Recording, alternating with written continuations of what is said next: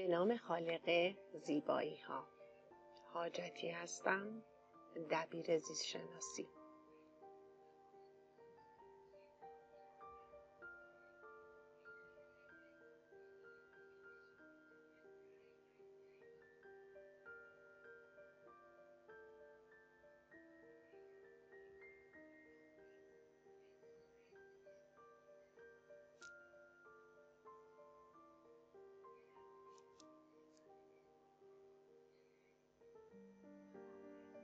در بررسی اسموز در سلول‌های گیاهی در خدمت شما هستم.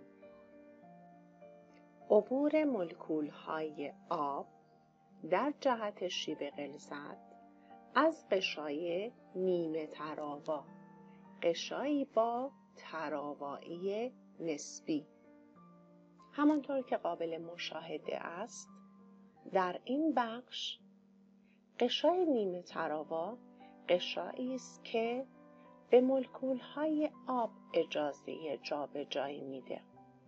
در دو محیطی که قابل مشاهده است، محیط اول غلظت شکر زیاد، غلظت آب کم. محیط دوم غلظت شکر کم، غلظت آب و پتانسیل آب زیاد هستش. طبق اسموز، آب از جایی که تراکمش زیاد هست از طریق غشای نیمه تراوا به جایی که تراکمش کم هست جابجا می شود.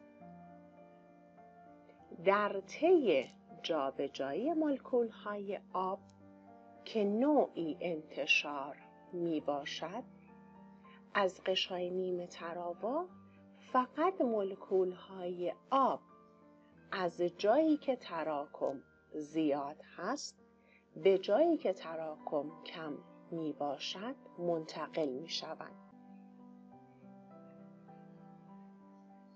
جابجایی مولکول‌های آب هدفمند هستش، کنترل می شود و نیروی کنترلیش فشار اسموزی هستش. اما اسموز و فشار اسموزی چیست؟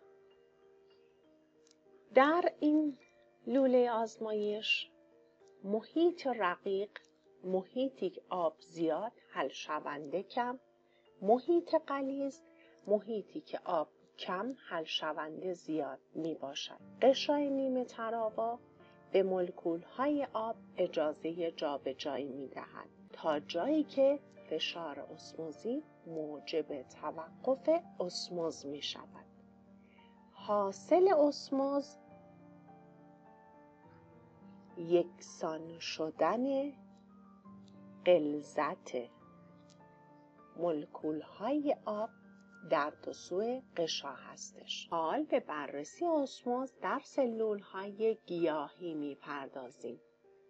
سلول‌هایی که دیواره سلولی دارند. اگر یک سلول گیاهی رو در محیطی قرار بدیم که این محیط رقیق هستش، یعنی حلال که آب هستش زیاد، حل شونده کم، پتانسیل آب زیاد و فشار اسموزی که تمایل به جذب آب می باشد کم باشد، در نتیجه حاصل این قرارگیری می شود جذب آب توسط سلول گیاهی.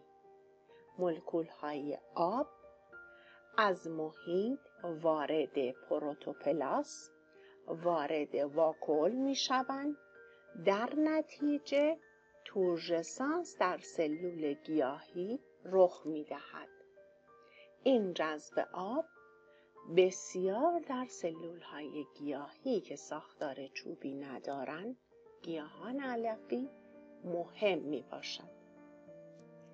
اما اگر همین سلول گیاهی رو در محیطی قرار بدیم که این محیط غلیظ باشه، یعنی حلال که آب هست کم، حل شونده زیاد، پتانسیل آب کم، در نتیجه فشار اسموزی محیط زیاد باشه، در این آزمایش سلول گیاهی آب از دست می‌دهد. یعنی از واکول آب وارد سیتوپلازم و نهایتاً به محیط این فرایند اسموز راه پیدا میکنه.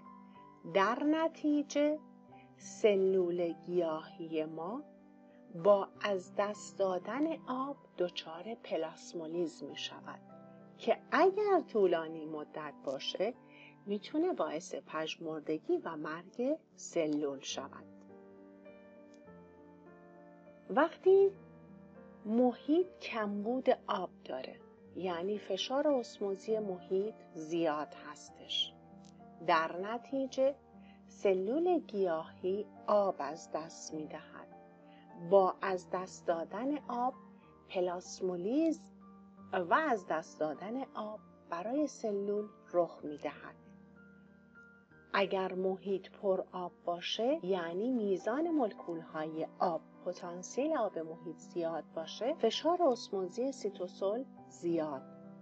در نتیجه سلول گیاهی آب با جذب آب و ذخیره آب در واکول مرکزی، سلول دچار تورژسانس می شود. جذب آب و حجیم شدن واکول مرکزی باعث برافراشته ماندن ساختارهایی می شود که بخش‌های چوبی و محکم ندارند.